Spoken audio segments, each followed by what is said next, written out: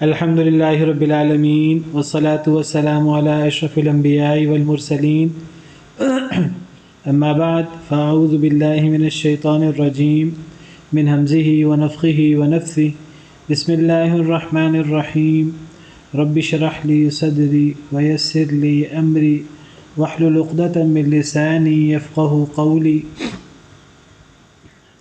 اللهم انفعنا بما علمتنا وعلمنا ما ينفعنا وزدنا علما فبشر عباد الذين يستمعون القول فيتبعون أحسنه أولئك الذين هداهم الله وأولئك هم أولو الألباب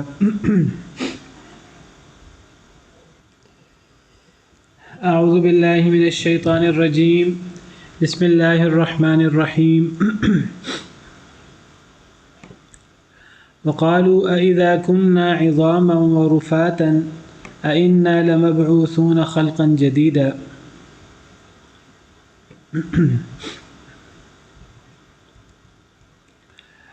وقالوا أإذا كنا اور انہوں نے کہا أإذا کیا جب كنا ہم ہو جائیں گے عظاما ہڈیاں ورفاتا بوسیدہ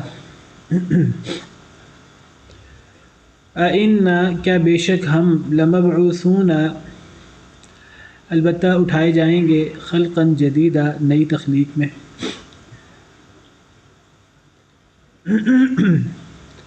اللہ تعالیٰ کفار مکہ اور ان کا رویہ بیان کر رہے ہیں۔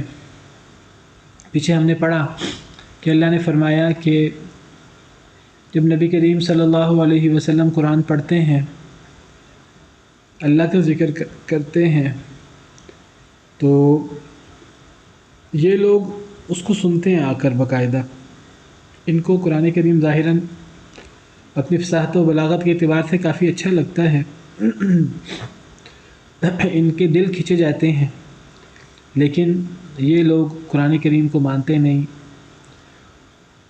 اللہ کی کتاب نہیں مانتے، تدبر نہیں کرتے اس پر ایمان نہیں لاتے کہ وہ قرآن کریم پر ایمان لا کر، اللہ کی کتاب مان کر، اللہ اور نبی کریم صلی اللہ علیہ وسلم پر ایمان لا کر اپنی زندگی کی اصلاح کر لیں، اپنے رویوں کی اصلاح کر لیں، اپنے شرک، اپنے خرافات جو ان کے آباء و اجداد سے چلے آ رہے تھے، یہ اس کی اصلاح کریں۔ وہ اس پر تیار نہیں ہوتے تھے۔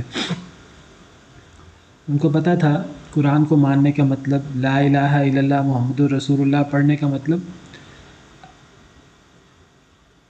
اپنی مرضی چھوڑنا ہے، اللہ کے تابع چلنا ہے، اپنی پوری زندگی یکسر چینج کرنا ہے، اپنی میں نکال کر اللہ کے سامنے، اللہ کے حکم کے سامنے، نبی کریم صلی اللہ علیہ وسلم کے فرمان کے سامنے سر جھکانا ہوگا، سمعنا و اطعنا کہنا ہوگا۔ اس کو ماننے پر تیار نہیں تھے۔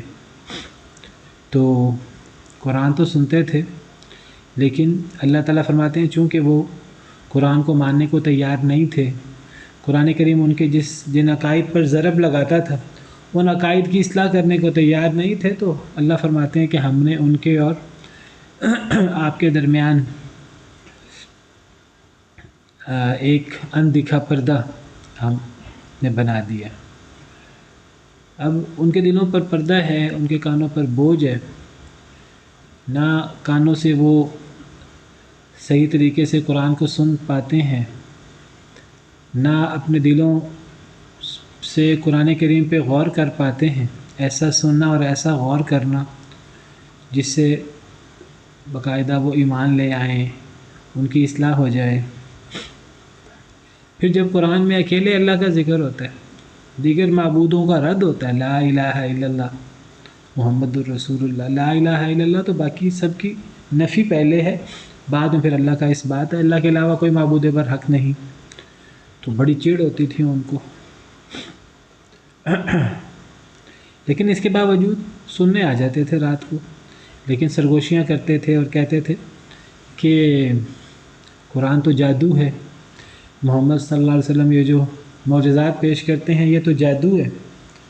تو اللہ تعالیٰ نبی صلی اللہ علیہ وسلم کو تسلی دیتے ہیں کہ دیکھیے کہ آپ جو اللہ کے جلیل القدر پیغمبر ہیں، تمام نبیوں کے سردار ہیں،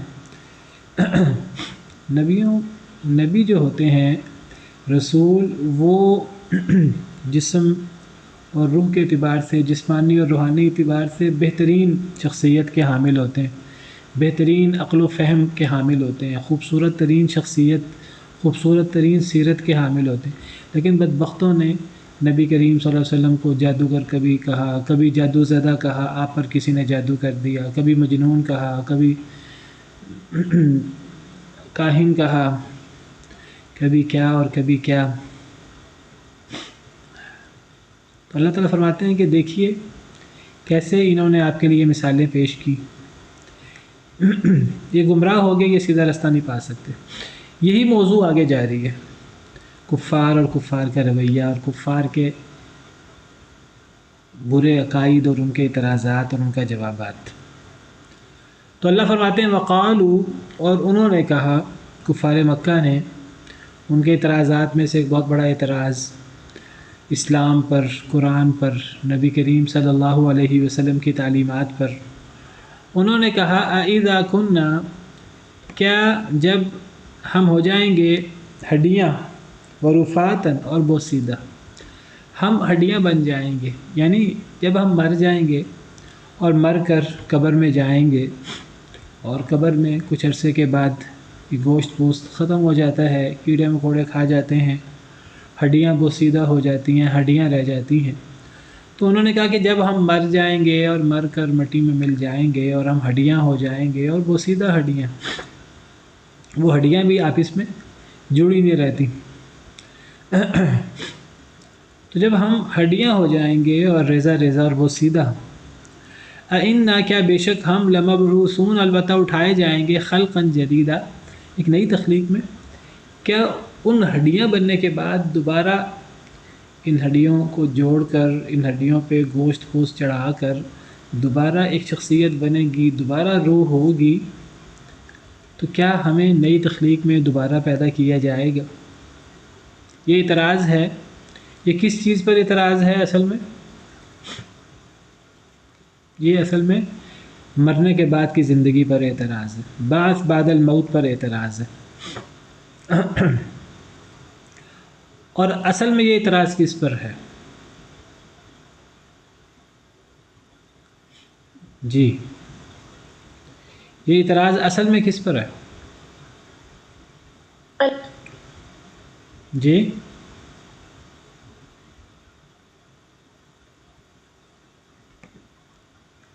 یہ اللہ تعالیٰ پر، یہ اصل میں اللہ تعالیٰ پر، اللہ کی قدرت پر اعتراض ہے، اللہ پر اور اللہ کی قدرت پر اعتراض ہے۔ اور آپ بتائیے کہ اللہ پر اور اللہ کی قدرت پر اعتراض کیا بنتا ہے؟ بن سکتا ہے؟ کبھی بن ہی نہیں سکتا۔ کیوں نہیں بن سکتا؟ عقلی طور پر ہم بات کر رہے ہیں، اللہ پر اعتراض نہیں ہو سکتا، اللہ کی قدرت پر۔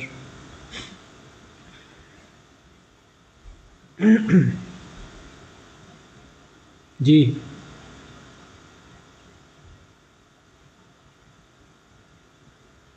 جو اللہ تعالیٰ پہلی بار پیدا کر سکتا ہے تو وہ دوسری بار کیوں نہیں کر سکتا؟ ہاں، یہ دلائل میں سے ایک دلیل ہے بہت بڑی، لیکن ویسے میں کہہ رہا ہوں، دیکھیے آپ ایک بات پہ غور کیجیے، قرآن کریم اکثر جو کفار کے اعتراض پیش کرتا ہے، ان اعتراض کا رد کرتا ہے، تو وہ ایسا رد نہیں ہوتا کہ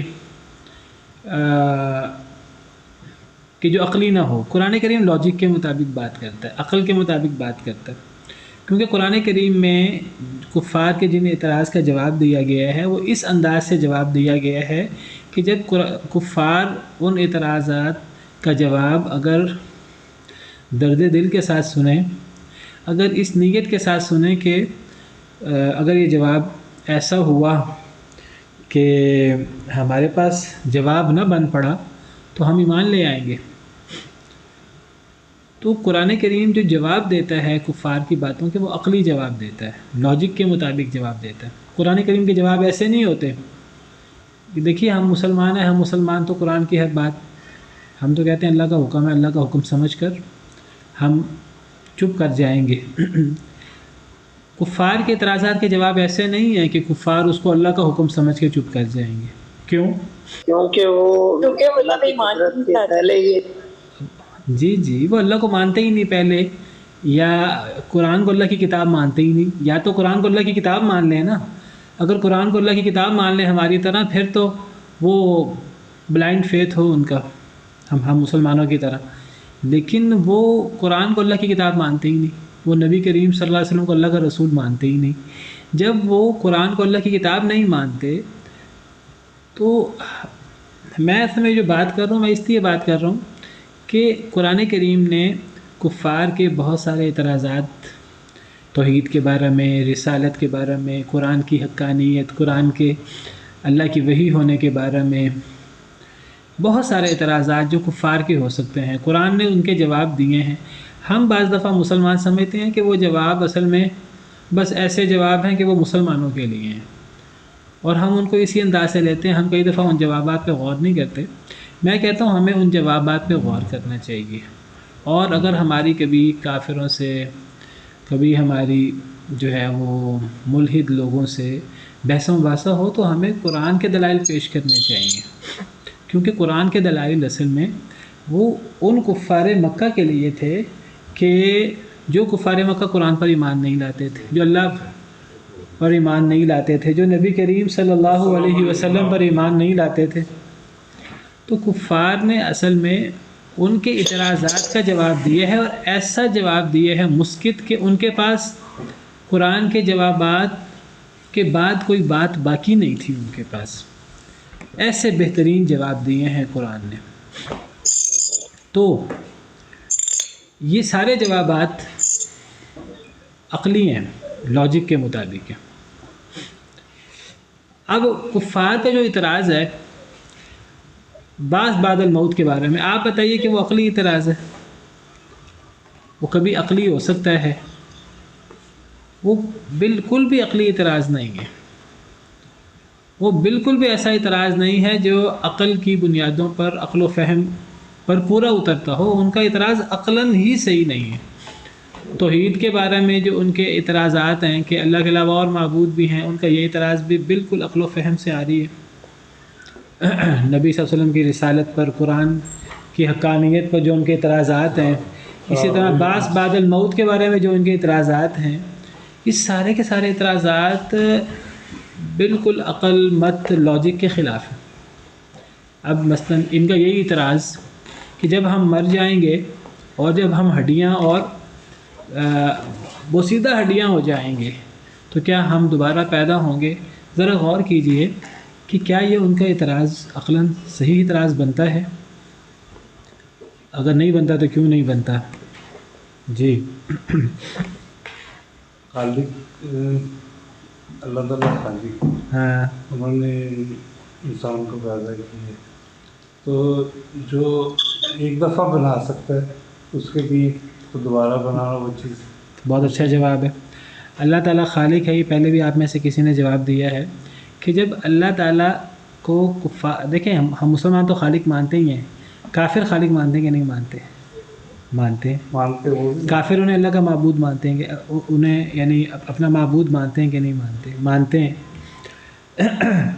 جب وہ مانتے ہیں کہ پہلی دفعہ اللہ نے پیدا کیا ہے، وہ نہیں کہتے کہ اللہ کے علاوہ کسی اور نے پیدا کیا، وہ مانتے ہیں اللہ نے پیدا کیا ہے. تو جب اللہ نے پہلی دفعہ پیدا کیا تو اللہ دوبارہ پیدا کیوں نہیں کر سکتا؟ ٹھیک ہے. اور کوئی؟ کیونکہ خالق ہی کہہ رہے ہیں کہ میں دوبارہ زندگی دوں گا. ہاں جی، بنانے والا ہی. ہاں جیسے انہوں نے حضرت زکریا کو اللہ تعالیٰ نے کہا کہ پہلے تم کچھ بھی نہیں تھے تو میں نے تم کو پیدا کیا. نہیں، میں یہ سوال کر رہا ہوں، یہ ان کا اعتراض ہی کہ جب ہم مر جائیں گے اور ہم بوسیدہ ہڈیاں ہو جائیں گے تو ہمیں زندہ کون کرے گا؟ یہ اعتراض عقل و مت کے خلاف، بالکل خلاف ہے. کیوں خلاف ہے؟ میں اس لیے کہ میری آواز آپ کو آن لائن آ رہی ہے؟ استاد محترم، جی استاد محترم، جیسے کہ ہم چیز کاٹ دیتے ہیں، چورا چورا ہو جاتی ہے، پھر ہے نا عدم سے وجود میں، جیسے کہ بیج کی تو صلاحیت نہیں، لیکن اللہ تعالیٰ کی قدرت سے پھر سے عدم سے وجود سے پھر کھیتی سبز و شاداب ہو جاتی ہے. ہم ایسے عقلاً دلیل دے سکتے ہیں. جی دیکھیے، میں کہتا ہوں یہ اعتراض عقل و فہم کے اعتبار سے بالکل انویلڈ ہے، غلط اعتراض ہے. اس لیے غلط اعتراض ہے، دیکھیے یا تو کفار اللہ کو مانتے نہ ہونا. دیکھیے جس طرح ہم اللہ کو مانتے ہیں کہ اللہ ہیں، اور اللہ نے زمین و آسمان کو پیدا کیا، مشرکین بھی مانتے ہیں اللہ ہے اور اللہ نے زمین و آسمان کو پیدا کیا۔ جب ہم یہ مانتے ہیں مسلمان کہ اللہ نے پہلی دفعہ سب انسانوں کو پیدا کیا ہے، تو مشرکین بھی اس بات کو مانتے ہیں۔ اللہ نے قرآن کریم میں کئی دفعہ سوال کیا، وَلَا إِن سَأَلْتَهُم مَّنْ خَلَقَ السَّمَاوَاتِ وَالْأَرْضَ، اے اللہ کے نبی صلی اللہ علیہ وسلم اگر ان سے سوال کریں کہ زمین و آسمان کو پیدا کرنے والا کون ہے، تو یہ جواب سب بیک وقت جواب دیں گے، بیک زبان جواب دیں گے، فوراً جواب دیں گے اللہ۔ کون؟ مشرک بھی اس بات کے قائل ہے ہم مسلمانوں کی طرح کہ زمین و آسمان کا خالق اللہ ہے۔ مشرک بھی اس بات کے قائل ہیں کہ انسانوں کا خالق، پہلی دفعہ انسانوں کو پیدا کرنے والا کون ہے؟ اللہ۔ مشرک بھی اللہ کو خالق، مالک، رازق، معبود مانتے ہیں۔ مشرک بھی اللہ کو فعال لما یرید مانتے ہیں کہ اللہ معبود ہے اور اللہ جو چاہے کرے۔ اگر وہ اللہ کے ساتھ شریک بناتے ہیں تو وہ شریکوں کو اللہ سے کم درجہ دیتے ہیں، وہ اللہ کو بڑا درجے والا مانتے ہیں۔ ابھی میں شرک پہ بات نہیں کر رہا۔ مشرک بھی اللہ کو معبود مانتے ہیں اور اللہ کو علی کل شیء قدیر مانتے ہیں۔ مجھے بتائیے کہ یہ کیسا ان کا اللہ پر ایمان ہے کہ وہ اللہ کو معبود بھی مانے، اللہ کو زمین و آسمان کا خالق بھی مانے، اللہ کو انسانوں کا خالق مانے کہ پہلی دفعہ اللہ نے انسانوں کو پیدا کیا، اللہ کو ان اللہ علی کل شیء قدیر مشرک مانتے ہیں ہماری طرح۔ یہ کیسا تم اللہ کو علی کل شیء قدیر مانتے ہو کہ تم کہتے ہو اللہ دوبارہ پیدا نہیں کر سکتا؟ یہ تو تمہارے ہی قول کا فرق ہے۔ ایک طرف تم کہتے ہو اللہ خالق ہے، پھر خالق وہ جس نے عدم سے ہر شے کو وجود میں لایا، جو عدم سے ہر شے کو، انسان تو پھر چھوٹی مخلوق ہے، زمین و آسمان، اجرام فلکی، سورج، چاند، ستاروں، سب کو وجود میں لانے والا، عدم سے ہر چیز کو بنانے والا، تم مانتے ہو کہ وہ معبود ہے، تم مانتے ہو کہ وہ علی کل شیء قدیر ہے۔ یہ ماننے کے باوجود تم کیسے کہہ دیتے ہو کہ مرنے کے بعد دوبارہ پیدا نہیں کر سکتا؟ صرف اس لیے کہ جی وہ ہڈیاں وہ سیدھا ہو گئی ہیں۔ بھئی جو عدم سے وجود میں لا سکتا ہے، اور انسانوں کو نہیں، انسان تو چھوٹی مخلوق ہے، آسمان، زمین، سورج، چاند، ستارے، اتنی بڑی کائنات، اتنا بہترین سسٹم جو بنا سکتا ہے، مشرک مانتے ہیں اللہ ہر شے پر قادر ہے۔ معبود کے بارے میں یہ کہنا کہ وہ فلاں کام نہیں کر سکتا، یہ معبود کی بنیادی ڈیفینیشن کے خلاف ہے۔ یہ کہنا کہ اللہ یہ کام نہیں کر سکتا، پھر آپ نے اللہ کو اللہ مانا ہی نہیں ہے۔ مشرک بھی اللہ کو اللہ مانتے ہیں، مشرک بھی اللہ کو علی کل شیء قدیر مانتے ہیں۔ تو بتائیے پھر یہ اعتراض بنتا ہی نہیں ہے، عقل و فہم سے بالکل آ رہی ہے یہ اعتراض کہ اللہ سب کچھ تو کر سکتا ہے، بس یہ نہیں کر سکتا۔ بھئی یہ کیوں نہیں کر سکتا جب وہ باقی سب کچھ کر سکتا ہے؟ آسمان بنا سکتا ہے تو یہ کیوں نہیں کر سکتا؟ زمین بنا سکتا ہے تو یہ کیوں نہیں کر سکتا؟ سورج بنا سکتا ہے تو یہ کیوں نہیں کر سکتا؟ چاند بنا سکتا ہے تو یہ کیوں نہیں کر سکتا؟ تمام مخلوقات کو پیدا کر سکتا ہے تو یہ کیوں نہیں کر سکتا؟ جب علی کل شیء قدیر ہے تو یہ کیوں نہیں کر سکتا؟ جب زمین سے فصلیں اور درخت اور سمندر، پہاڑ، شجر، حجر، جب سب کچھ بنا سکتا ہے تو یہ کیوں نہیں کر سکتا؟ جب انسان کو عدم سے وجود میں لا سکتا ہے تو انسان کو انسان کی ہی ہڈیوں سے جو بوسیدہ ہو گئی ہوں ان سے دوبارہ کیوں نہیں ان پہ گوشت چڑھا سکتا؟ تو میں کہتا ہوں یہ اعتراض ان کا بالکل غلط اعتراض ہے، عقل و فہم کے خلاف ہے، اور اللہ اس کا جواب یہی دیتے ہیں۔ اب دیکھیے اللہ کا جواب سنیے۔ تو پہلے ہمیں سمجھنا ہے کہ ان کے اعتراض یہ عقل کے خلاف ہے۔ ہم اس وقت یہ نہیں کہہ رہے کہ آنکھیں بند کر کے قرآن کی بات مانو، قرآن تو عقل کی بات کر رہا ہے اس وقت، کیونکہ کفار سے مخاطب ہے۔ کفار تو قرآن کو وہ تو عقلی جواب چاہیں گے، تو قرآن عقلی جواب دیتا ہے۔ ان کا اعتراض ہے، انہوں نے کہا جی آپ میں سے کسی کا کوئی سوال ہے؟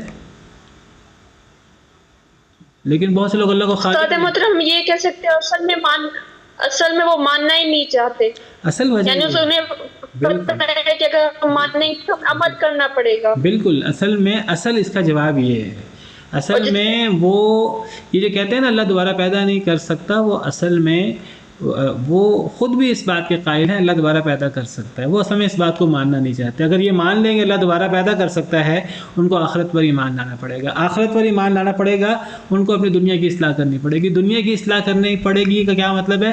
قرآن و سنت پہ چلنا پڑے گا، ایمان لانا پڑے گا، ایمان لانے کا کیا مطلب ہے؟ ان کو اپنی منمانی چھوڑنی پڑے گی، اپنے آباء و اجداد کے دین کو چھوڑنا پڑے گا، وہ اس کو نہیں چھوڑنا چاہتے۔ اب سارے بہانے ہیں، اب سارے ان کے عذر ہے، الٹے سیدھے غلط عذر ہے۔ ہاں ایک سوال کیا ہے نعمان صاحب نے، وہ کہتے ہیں بہت سے لوگ اللہ کو خالق نہیں مانتے۔ پہلی بات ہے کہ یہ لوگ آج کے دور کو ایک دفعہ چھوڑ دیں، ہم ایک دفعہ مشرکین مکہ کی بات کرتے ہیں، پھر آج کے دور پہ بھی آ جاتے ہیں۔ تو یہ ملحدین ہمیشہ سے بہت کم تھے، یہ زیادہ نہیں تھے۔ مشرکین مکہ کی اکثریت اللہ کو رب مانتی تھی، اس لیے اللہ تعالیٰ نے قرآن میں پوچھا وَلَا إِن سَأَلْتَهُم مَّنْ خَلَقَهُمْ لَيَقُولُنَّ اللَّهُ، اگر آپ ان سے پوچھیں کہ انہیں کس نے پیدا کیا تو یہ کہیں گے اللہ نے۔ ملحدین کو ایک دفعہ چھوڑ دیجئے، جو اللہ کو مانتے ہیں وہ بعد الموت کا انکار کیوں کرتے ہیں؟ ابھی تو اس کی بات کر لیں نعمان صاحب۔ جو اللہ کو مانتے ہیں ان کا تو اعتراض بالکل عقل و فہم کے خلاف ہے نا۔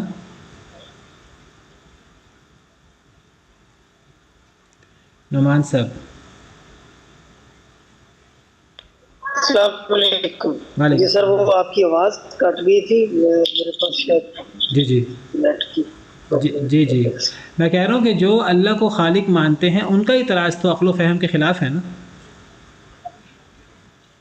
جی بالکل، ان کا تو سمجھ میں آ گیا، ان کا عقل و فہم کے خلاف ہے۔ اچھا بالکل یہ خلاف ہے، لیکن جی ان لوگوں کا آج کل میں ابھی بات کرتا ہوں، اگلی بات کرتا ہوں ابھی۔ تو مشرکین مکہ میں اکثریت، اس دور میں ملحدین کم ہوتے تھے، آج بھی اکثریت بلیورز کی ہے، ٹھیک ہے۔ یہود و نصارہ، آج سارے یہود و نصارہ ملحد نہیں ہیں نعمان صاحب، آج یہود و نصارہ ملحد نہیں ہیں۔ اکثر یہود و نصارہ اکثر وہ یعنی حضرت موسیٰ کو اللہ کا نبی مانتے ہیں، حضرت عیسیٰ کو اللہ کا نبی مانتے ہیں، اور آخرت کے قائل ہیں، اور موٹی موٹی چیزوں کے وہ قائل ہیں، صحیح ہے۔ تو مسلمان، آپ ابھی یہود و نصارہ کو چھوڑ دیجئے، وہ جو تورات و انجیل کی بات کرتے ہیں، جو آخرت کی بات کرتے ہیں، وہ بھی اپنی اصلاح نہیں کرتے، آپ ان کو چھوڑ دیجئے۔ مسلمان، جو مسلمان نماز نہیں پڑھتے، جو مسلمان سود کھاتے ہیں، جو مسلمان ہر غلط کام کرتے ہیں، آج عوام میں سے ہوں، حکمرانوں میں سے ہوں، جن کو اللہ کا ڈر نہیں ہے، آپ بتائیے مسلمان تو اللہ کو مانتے ہیں، آخرت کو مانتے ہیں، مسلمان اپنی اصلاح کیوں نہیں کرتے؟ ٹھیک ہے۔ اچھا، اب ہم بات کرتے ہیں، ہاں جی، اب ہم بات کرتے ہیں ان لوگوں کی جو اللہ کو مانتے ہی نہیں ہیں، یا جو اللہ کو یعنی ملحد ہیں، جو اللہ معاف کرے آج مسلمانوں میں بھی، اپنے آپ کو مسلمان کہلانے والوں میں بھی بہت سارے لوگ جو ہیں وہ اللہ کی ذات کے اوپر ہی آج اعتراض کرتے ہیں۔ تو ایک منٹ صرف، جی تو نعمان صاحب، جو لوگ ملحد ہیں، کیا یہ کہنا اللہ نہیں ہے یہ بات عقل و فہم کے مطابق ہے؟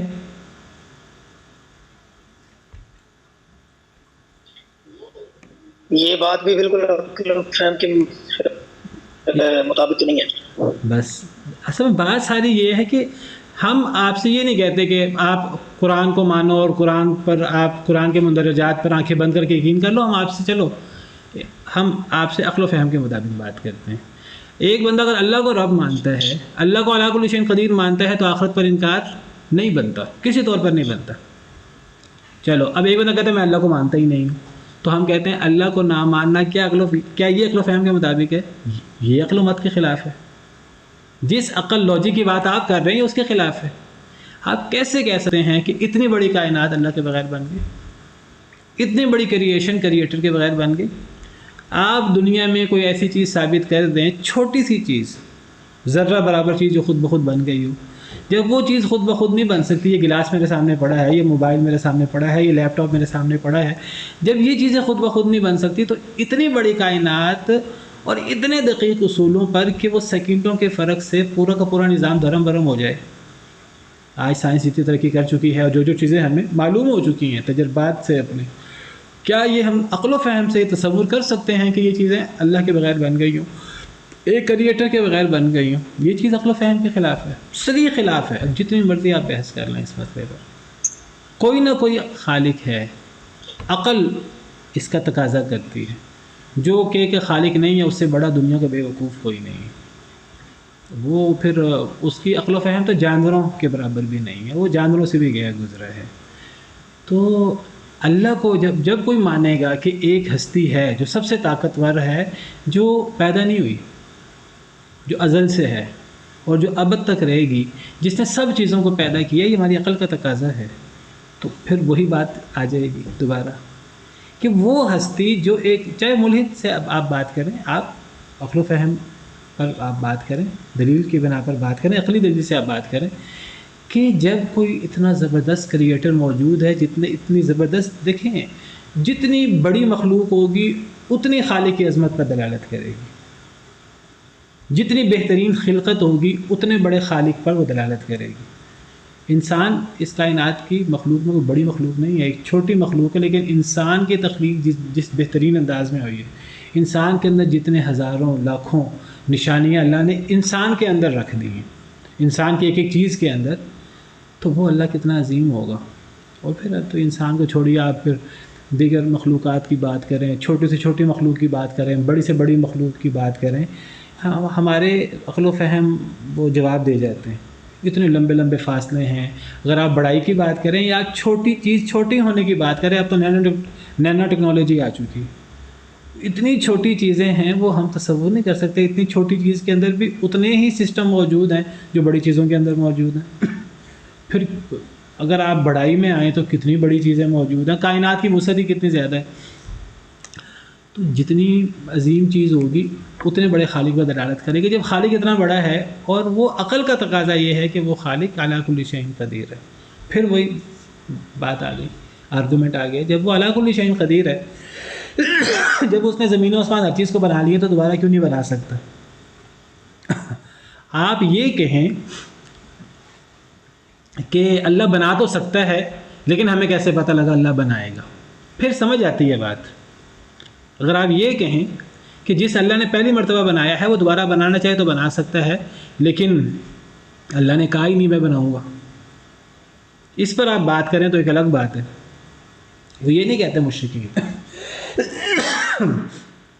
جب نبی اپنے آپ کو دلائل و براہین کے ذریعے اللہ کا نبی ثابت کر دیتے ہیں، معجزات کے ذریعے اللہ کا نبی ثابت کر دیتے ہیں، اور نبی یہ ثابت کر دیتے ہیں معجزات کے ذریعے کہ میں اللہ کا نبی ہوں، مجھے اللہ نے چنا ہے، اور اللہ کو تو مشرکین پہلے ہی مانتے ہیں. پھر وہ نبی اللہ کی طرف سے اللہ کے میسیجز اب پہنچاتے ہیں تو پھر مشرکین کفار وہ اللہ کے ان پیغامات پر عقلی اعتراض کرتے ہیں، تو ان عقلی اعتراض کا جواب پھر عقل سے دیا جا سکتا ہے. تو بہرحال آخرت پر اعتراض، بعث بعد الموت پر یہ اعتراض کہ جب انسان مر جائے گا اور جب انسان جو ہے وہ قبر میں چلا جائے گا اور ہڈیاں بن جائے گا اور بوسیدہ ہڈیاں ہو جائے گا، تو پھر انسان کو جو ہے وہ دوبارہ پیدا کرنا تو بڑا مشکل کام ہے. یہ اعتراض سرے سے ہی غلط ہے، یہ اللہ کی قدرت پر اصل میں اعتراض ہے. اسی لیے اللہ تعالیٰ اس کو کہتے ہیں تکذیب ہے. یہ اللہ تعالیٰ کی، یہ اللہ کی قدرت، اللہ کی شان، اللہ کی صفت خلاقیت، تخلیق، اس کی تکذیب ہے، اللہ کی قدرت کی تکذیب ہے. اور اللہ اس کا جواب کیسے دیتے ہیں؟ اکثر آپ قرآن کریم پڑھیں تو اللہ تعالیٰ اس کا جواب اپنی قدرت پیش کر کے، اپنی عظیم الشان تخلیق پیش کر کے، اپنی کارگزاری پیش کر کے اللہ تعالیٰ اس کا جواب دیتے ہیں اکثر. اور پھر دیگر جواب ہیں وہ بھی ہم پڑھتے ہیں. تو انہوں نے کہا کہ کیا جب ہم ہڈیاں ہوں گے اور بوسیدہ ہو جائیں گے کیا ہم البتہ اٹھائے جائیں گے ایک نئی تخلیق میں؟ اللہ کیا جواب دیتے ہیں؟ اصل میں اللہ کی قدرت پر اگر اعتراض ہے تو اللہ پھر فرماتے ہیں قُلْ كُونُوا حِجَارَةً وَحَدِيدًا، کہہ دیجیے اے اللہ کے نبی صلی اللہ علیہ وسلم تم ہو جاؤ حجارتاً پتھر، او حدیدہ یا لوہا، او خلقا مما یکبر فی صدورکم، یا کوئی ایسی تخلیق جو اس سے بھی زیادہ بڑی ہو تمہارے دلوں میں، تمہارے سینوں میں. تمہارے خیال میں کوئی اس سے بھی بڑی اگر تخلیق ہو، مخلوق ہو سکے، تخلیق ہو سکے، تو تم اس کو بھی تصور کر لو، تم وہ بھی بن جاؤ. یعنی اللہ فرماتے ہیں کہ تم کہتے ہو کہ جب ہم ہڈیاں ہو جائیں گے تو ہڈیاں تو بے جان ہوتی ہیں، پھر ہڈیاں بھی بوسیدہ ہو جائیں، پھر ہڈی بھی وہ ایسی ہڈی نہ ہو جو بالکل تازہ تازہ ہو، وہ ہڈی کو بھی لمبا عرصہ گزر گیا ہو، بالکل بوسیدہ بربری ہڈی، بوسیدہ وہ ہڈی ہو جائے تو کیسے زندگی اس کے اندر آئے گی؟ اللہ فرماتے ہیں ہڈیوں کے اندر زندگی آنا تم ہڈیوں کو چھوڑ کر تم پتھر بن جاؤ. پتھر میں تو اس سے زیادہ سخت ہوتے ہیں پتھر ہڈی سے. ان کے اندر تمہارے نزدیک زندگی آنا ہڈی سے بھی زیادہ مشکل ہے. ہڈی تو کم از کم ایک وقت تھا جب اس ہڈی میں جان تھی، اس ہڈی کے اوپر گوشت تھا، اور یہ گوشت پوش کے اندر ہڈی تھی. پتھر کے اندر تو کبھی بھی جان نہیں رہی ان معیارات کے مطابق جو دنیا میں ہمارے معیارات ہیں. پتھر میں تو کبھی بھی جان نہیں رہی. نہ پہلے، اب پتھر ہے، کوئی چٹان ہے بہت بڑی، ہم یہ تو نہیں کہیں گے کہ وہ 1,00,000 سال پہلے اس کے اندر زندگی تھی، 1 کروڑ سال پہلے اس کے اندر زندگی تھی. ہماری طرح ان کے اندر بھی جان تھی، ان کے اندر بھی روح تھی. ہڈیوں کے اندر تو چلو پہلے جان تھی. تم ہڈیوں کو چھوڑ دو، تم کہتے ہو ہڈیوں میں زندگی دوبارہ نہیں آ سکتی. تم ہڈی کو چھوڑ دو، تم پتھر لے لو، تو پتھر بن جاؤ، یا تم لوہا بن جاؤ جو پتھر سے بھی زیادہ سخت ہے، جس کے اندر اس سے پہلے بھی جان نہیں تھی. نہ پہلے جان تھی نہ اب جان ہے. یا یہ پتھر اور لوہا بھی چھوڑو، تم اس سے کوئی اور بڑی چیز، اس سے اور کوئی سخت ایسی چیز جو تمہارے خیال میں آ سکے، جس کے اندر جان آنا بالکل ممکن نہیں ہے، تم وہ بھی بن جاؤ. اگر اللہ چاہے تو اللہ اس کے اندر بھی جان لے. یعنی اللہ کی قدرت پر تم اعتراض کر رہے ہو، اللہ کی قدرت پر تو اعتراض ہو ہی نہیں سکتا.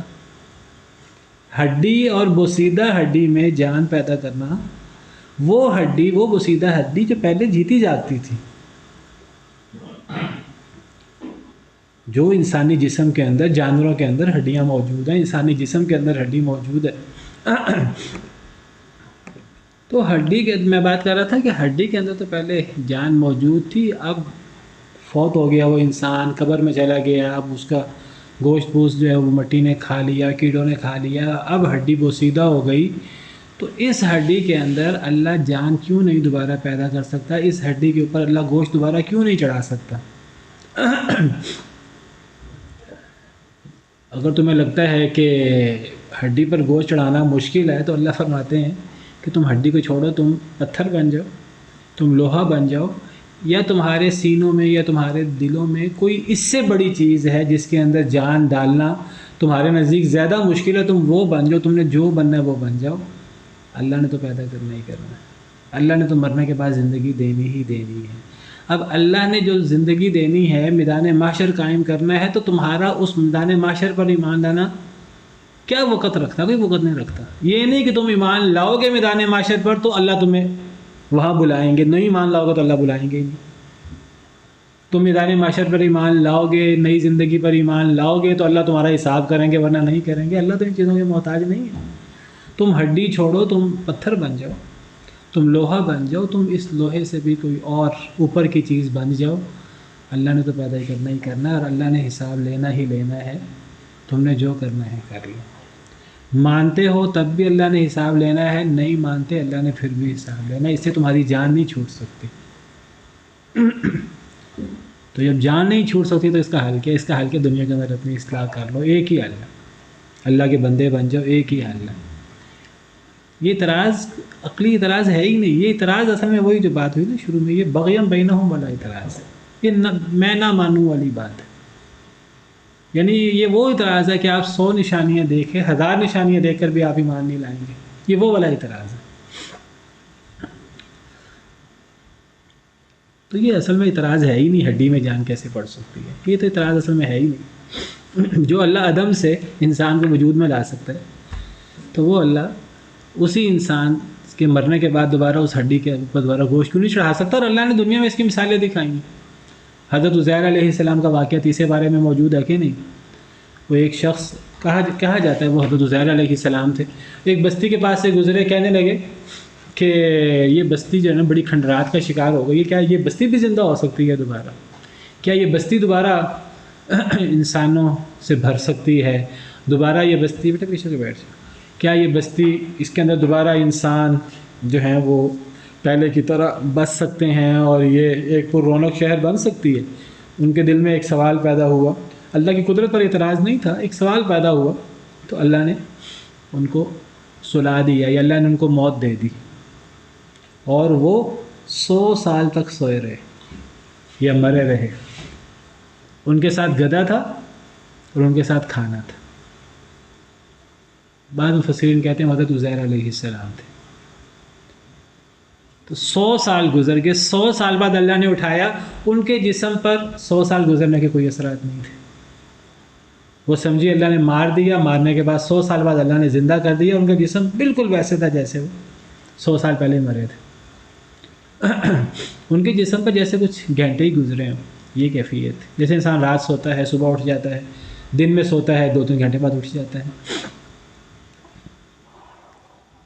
تو اللہ نے پوچھا کہ کتنی دیر تم سوئے رہے ہو یا کتنی دیر تم مرے رہے ہو؟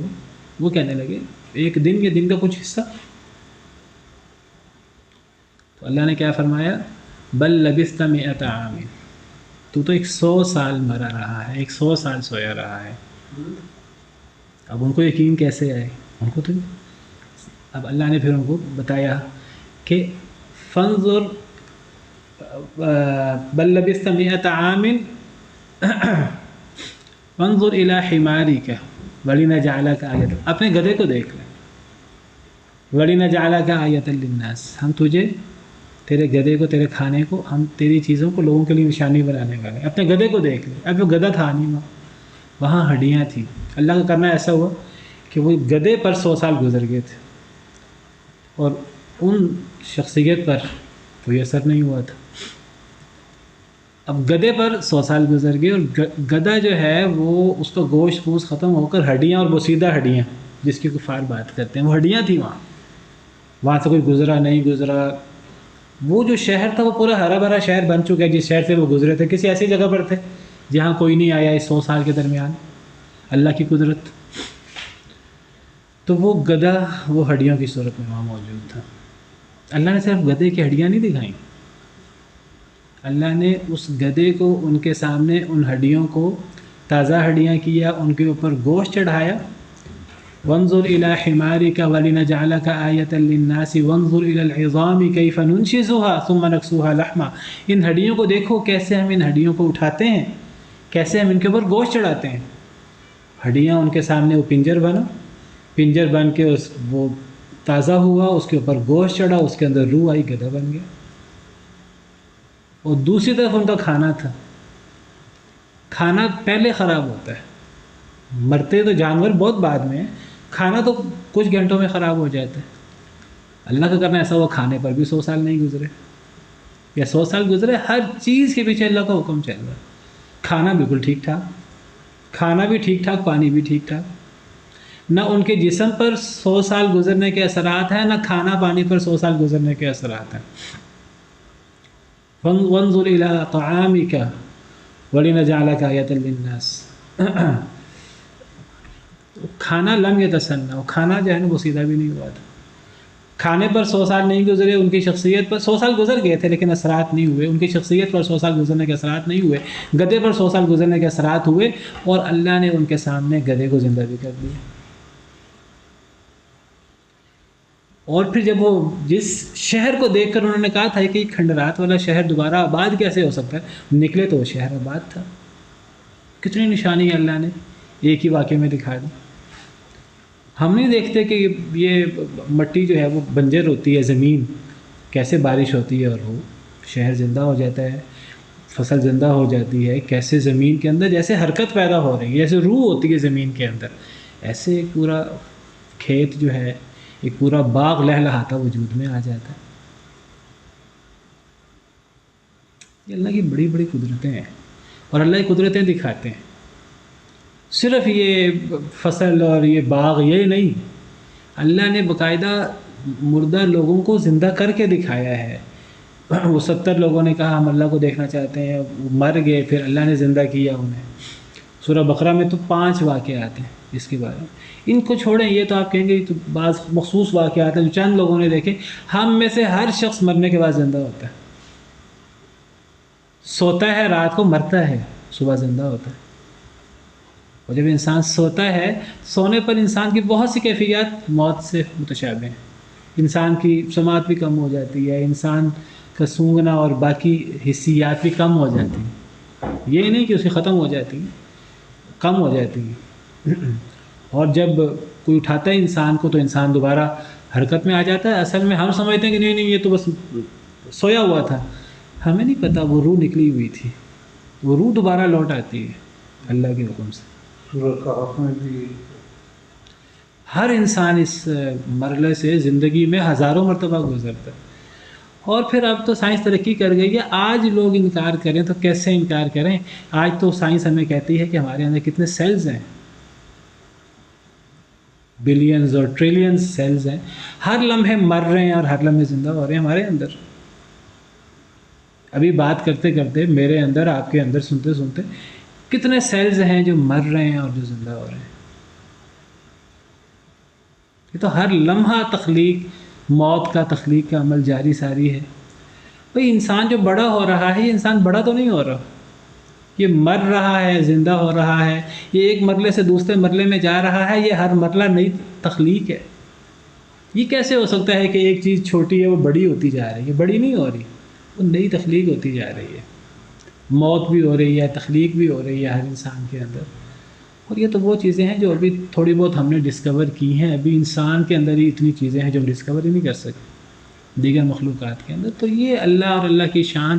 اس اللہ کے بارے میں یہ کہنا کہ ہم جب بوسیدہ ہڈیاں ہوں گے تو ہمیں زندہ کون کرے گا؟ اللہ کہتے ہیں ہڈیوں سے تم پتھر بن جاؤ، تم لوہا بن جاؤ، یا اس سے بڑی کوئی مخلوق بن جاؤ تمہارے تصور میں جو آ سکے. اللہ کے لیے تو کوئی مشکل نہیں ہے. اللہ کے لیے یہ اربوں کھربوں لوگوں کو زندہ کرنا مرنے کے بعد ایسے ہی جیسے ایک شخص کو زندہ کرنا. ما خلقکم ولا بعثکم الا کنفس واحدہ. تم سب کو پیدا کرنا پہلی مرتبہ یا دوبارہ اٹھانا، بعث بعد الموت، ایسے ہے جیسے ایک نفس کو زندہ کرنا.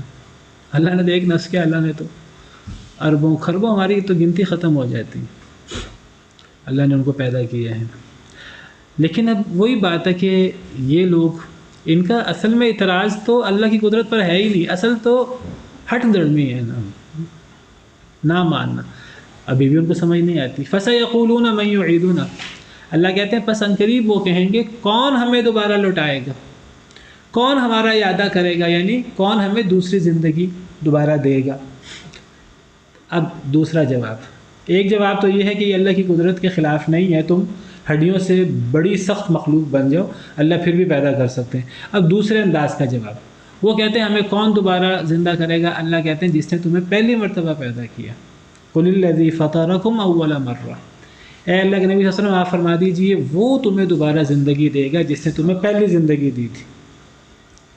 پہلی زندگی یاد رکھیں دوسری زندگی سے نسبتاً. ہم انسانوں کے اعتبار سے اللہ کے لیے کوئی چیز مشکل، کم مشکل، زیادہ مشکل نہیں ہے. جب اللہ کو ہم نے علی کل شیء قدیر مان لیا، اب یہ کہنا کہ جی انسان چھوٹی مخلوق ہے، اللہ کے لیے انسان کو پیدا کرنا آسان ہے، آسمان بڑی مخلوق ہے تو اللہ کے لیے آسمان کو پیدا کرنا مشکل ہے، یا ایک انسان کو پیدا کرنا اللہ کے لیے آسان ہے، کروڑوں اربوں کھربوں انسانوں کو پیدا کرنا اللہ کے لیے مشکل ہے. اللہ کے لیے تو مشکل والی بات ہی کوئی نہیں ہے نا. جب اللہ کو خالق مان لیا، معبود مان لیا، علی کل شیء قدیر مان لیا، فعال لما یرید مان لیا، اللہ کون کہیں ہر چیز ہو جاتی ہے. جب یہ مان لیا تو پھر پیچھے چیز رہ کیا گئی؟ کوئی چیز نہیں پیچھے رہ گئی. پھر تو یہ فلاں چیز آسان ہے اللہ کے لیے، فلاں چیز زیادہ مشکل ہے، یہ بھی بحث ختم ہو جاتی ہے. لیکن ہم انسانوں کے اعتبار سے کہ دوبارہ پیدا کرنا آسان ہوتا ہے، پہلی دفعہ پیدا کرنا مشکل ہوتا ہے. ایک چیز موجود ہے، ایک ڈی این اے موجود ہو، ایک آج سائنس کہتی ہے، اس سے پہچاننا کہ یہ کس کا ڈی این اے آسان ہے. ایک ڈی این اے ہو، ایک سیل ہو، اس سے پیدا کرنا آسان ہے. لیکن عدم سے وجود میں لانا تو ہم انسانوں کے اعتبار سے مشکل کام ہے. تو اللہ کہتے ہیں کہ وہ کہتے ہیں دوبارہ کون پیدا کرے گا؟ اللہ کہتے ہیں جس نے پہلی دفعہ پیدا کیا وہ دوبارہ بھی پیدا کر دے گا. اور قرآن میں اللہ نے اس کو ذکر کیا ہے، وَهُوَ الَّذِي يَبْدَأُ الْخَلْقَ ثُمَّ يُعِيدُهُ. وہ اللہ جس نے تخلیق کی ابتدا کی پھر وہ دوبارہ اعادہ بھی کرے گا. وَهُوَ أَهْوَنُ عَلَيْهِ. اور وہ چیز اللہ پر بہت آسان ہے، زیادہ آسان ہے. ہم انسانوں کے اعتبار سے اللہ نے بتایا دوبارہ پیدا کرنا پہلی دفعہ پیدا کرنے کی نسبت زیادہ آسان ہے. پہلی مرتبہ تو اللہ عدم سے وجود میں لائے. جی جیسا کہ اللہ کو پہلی بار پیدا کرنا مشکل ہوتا ہے بیٹا، اللہ کے لیے مشکل نہیں ہے. ہم انسانوں کے اعتبار سے وہ چیز زیادہ مشکل ہے. نہیں، لیکن اللہ تعالیٰ کا کہتے ہیں کہ جیسا کہ اللہ نے ایک مثال دی ہے کہ ایک چیز پہلی بار مشکل ہوتی ہے، کسی تھی اس سے ہم انسانوں کے اعتبار سے عام حالات میں پہلی دفعہ پیدا کرنا مشکل ہوتا ہے. اللہ تعالیٰ کو پہلی بار پیدا کرنا مشکل ہے. اللہ کے لیے مشکل نہیں ہے. اللہ کے لیے تو ایک جیسا ہے. ایک جیسا اللہ کے لیے چونٹی کو پیدا کرنا، اللہ کے لیے آسمان کو پیدا کرنا، اللہ کے لیے کوئی فرق تو نہیں ہے. ہم کہ اللہ کو آسمان پیدا کرنے میں زیادہ محنت کرنی پڑتی ہے؟ نہیں، بہت ہی جیسا اللہ کے لیے تو برابر ہے. بہت ہی جیسا کہ آپ نے یہ بات بتائی ہے کہ آسمان 2 دن سے بنا اور زمین 4 دن سے بن گئی، تو پھر آپ یوں کیوں کہتے ہیں اللہ تعالیٰ کو بھی مل رہی؟ بیٹا وہ جو 4 دن میں زمین بنی، آسمان 2 دن میں بنے، اس لیے نہیں وہ 4 دن اور 2 دن میں بنے کہ اللہ اس سے پہلے بنا نہیں سکتے تھے. اللہ تو کن کہتے تو آسمان بن جاتے، زمینیں بن جاتی. پھر اللہ نے آسمان کو 2 دن میں کیوں بنایا، پھر اللہ نے زمین کو 4 دن میں کیوں بنایا؟ وہ اللہ کی اپنی حکمت ہے اس کے اندر. یہ نہیں اللہ اس سے پہلے بنا ہی نہیں سکتے تھے. یہ ہمیں سمجھنے کی ضرورت ہے. اللہ تو کن کہتے تو آسمان زمین بن جاتے. اللہ کن کہہ کر چونٹی کو پیدا کر سکتے ہیں، کن کہہ کر آسمان کو پیدا کر سکتے ہیں. یہ اللہ کی قدرت ہے. اس اللہ کی قدرت کو جس کو ہم بھی مانتے ہیں، مشرکین بھی مانتے ہیں، پھر اللہ کی ذات پر اعتراض بنتا ہی نہیں ہے. یہ عقلاً یہ اعتراض غلط ہے. تو یہ جس نے پہلی دفعہ پیدا کیا ہے، دیکھیے حضرت زکریا نے کہا کہ میں بوڑھا ہوں، مجھ سے اولاد کیسے ہو سکتی ہے؟ اللہ کی قدرت پر اعتراض نہیں تھا سمجھنے کے لیے، ورنہ اللہ سے دعا ہی نہ کرتے. اللہ نے وہاں بھی یہی دلیل دی کہ معجزاتی طور پر بوڑھے سے اولاد پیدا ہونا وہ آسان ہے. اللہ کہتے ہیں حضرت زکریا کو، تجھے تو میں نے عدم سے پیدا کیا، تو پھر تیرے بیٹے کو اگر تو بوڑھے سے پیدا کر دوں، تیری بیوی بانجھ ہے اس سے پیدا کر دوں، تو اللہ کے لیے کیا مشکل ہے؟ وَقَدْ خَلَقْتُكَ مِنْ قَبْلُ وَلَمْ تَكُ شَيْئًا. میں نے تجھے اس سے پہلے پیدا کیا تھا اور تو کچھ بھی نہیں تھا. جب تجھے اللہ عدم سے وجود میں لا سکتا ہے، تجھے تیری بیوی کو، تو تجھ بوڑھے سے اور تیری بانجھ بیوی سے اللہ اولاد پیدا کیوں نہیں کر سکتا؟ اللہ کے لیے تو کوئی مشکل نہیں ہے. نہ اللہ کے لیے فلاں چیز آسان ہے فلاں چیز مشکل ہے، یہ کوئی مسئلہ ہے. لیکن دیکھیں جس نے نہیں مانا وہ ابھی بھی نہیں مانتا. فَسَيُنْغِضُونَ إِلَيْكَ رُؤُوسَهُمْ، بس ان قریب وہ ہلائیں گے تیری طرف اپنے سر. ينغضون انغض ينغض، سر ہلانا. سر ہلانے سے کیا مراد ہے؟ وہ تیری طرف سر ہلائیں گے اور کہیں گے یہ کب ہوگا. یہ اصل میں ایک مذاق اور استہزاء کا انداز ہے کہ وہ کفار ابھی بھی نہیں مانیں گے، ابھی بھی وہ مذاق اڑائیں گے. اچھا کیسے ہو سکتا ہے؟ پھر سر ہلا کر مذاق کرتے کرتے استہزاء کرتے کرتے پوچھیں گے اچھا یہ کب ہوگا.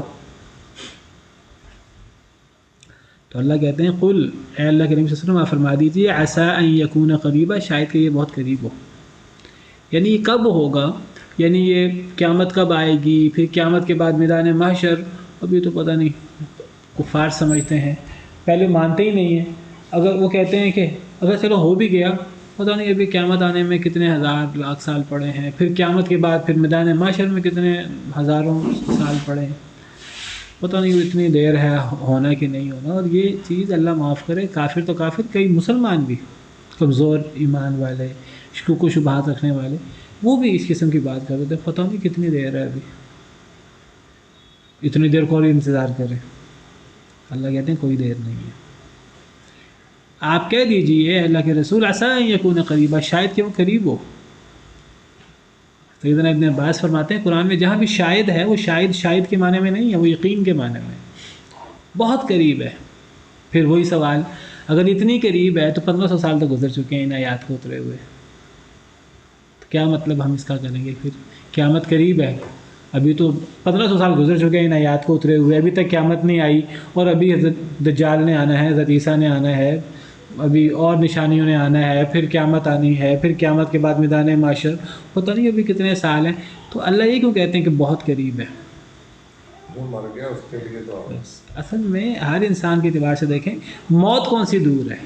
جس کی موت آ گئی آپ سمجھیے اس کا تو پھر قیامت آ گئی نا. من مات قامت قیامت ہو. اور موت آنے میں کوئی وقت نہیں ہے.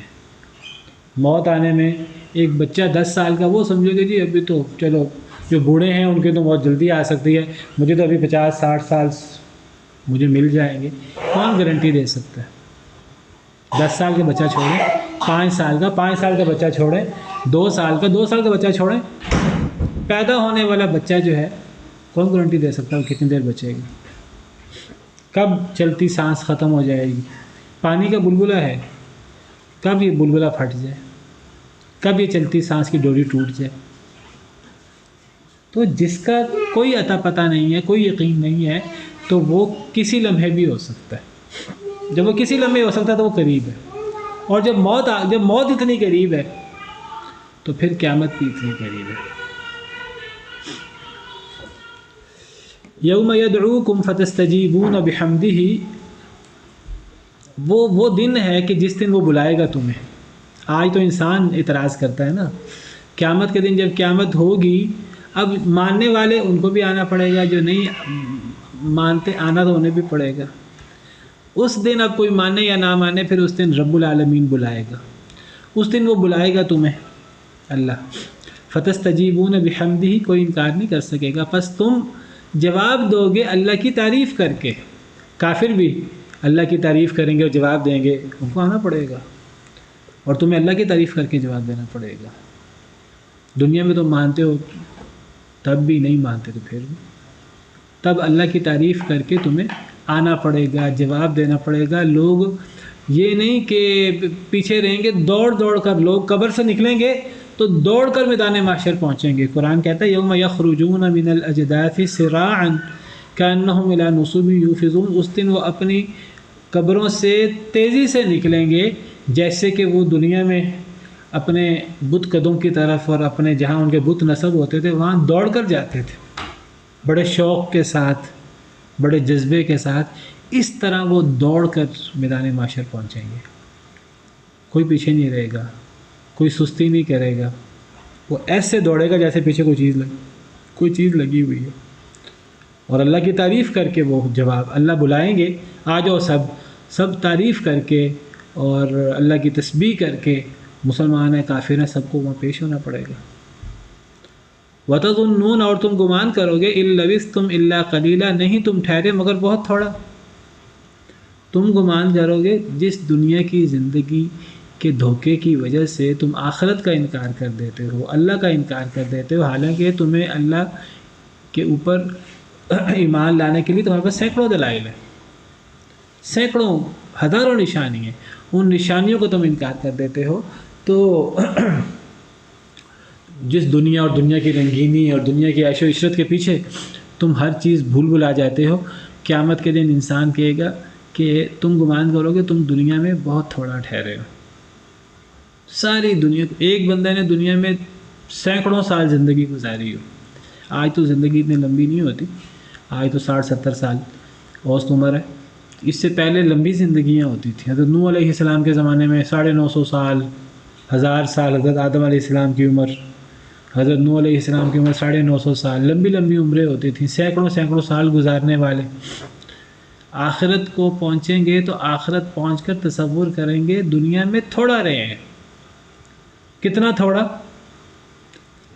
کچھ دن، سمجھیں گے کچھ دن ہی رہے ہیں، بلکہ دن بھی چھوڑیں، دنیا میں سینکڑوں سال گزارنے والے، ہزاروں سال گزارنے والے سمجھیں گے کہ ایک دن بھی پورا نہیں ٹھہرے۔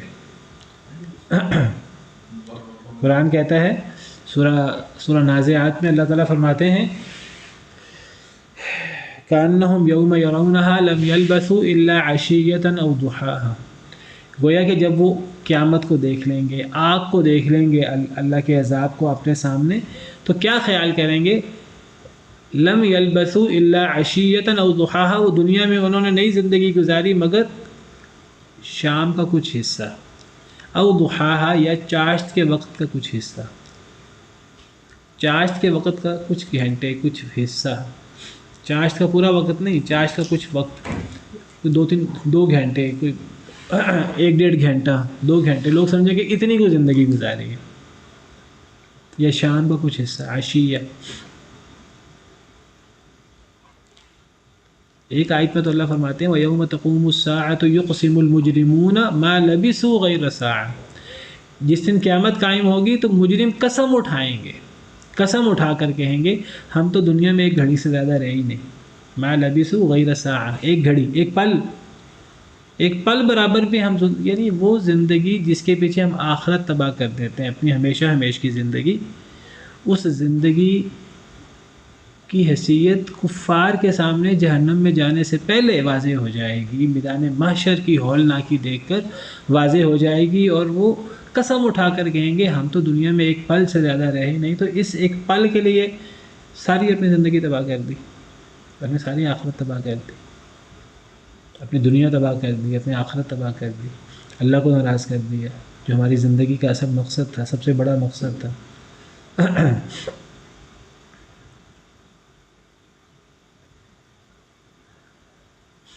قیامت کے دن بحث و مباحثہ ہو رہا ہوگا، کچھ کہیں گے ہم 10 دن ٹھہرے ہیں، کچھ کہیں گے نہیں ہم کچھ کم دن ٹھہرے ہیں۔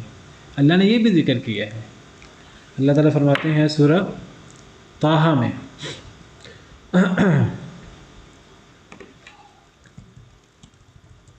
إِن لَبِثْتُمْ إِلَّا عَشْرًا،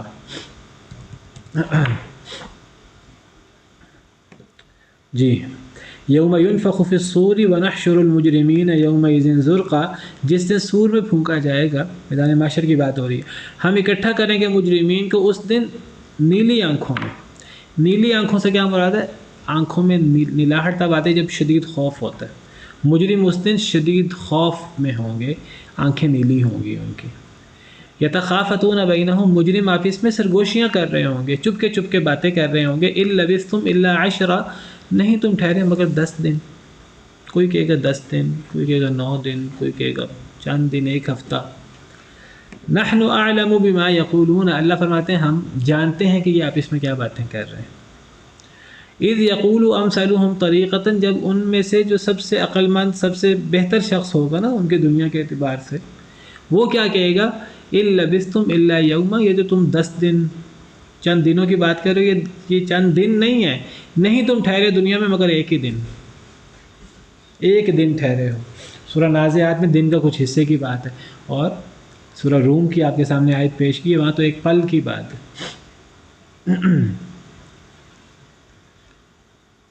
تو یہ چند دن بھی نہیں ہے، یہ ایک دن بھی نہیں ہے، یہ ایک دن کے کچھ حصہ بھی نہیں ہے، یہ پل کے برابر ہی ہے۔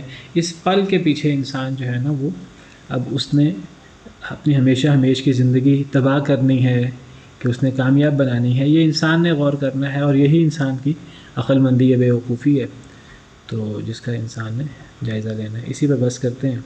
سبحان ربک رب العزت عما یصفون وسلام علی المرسلین والحمد للہ رب العالمین۔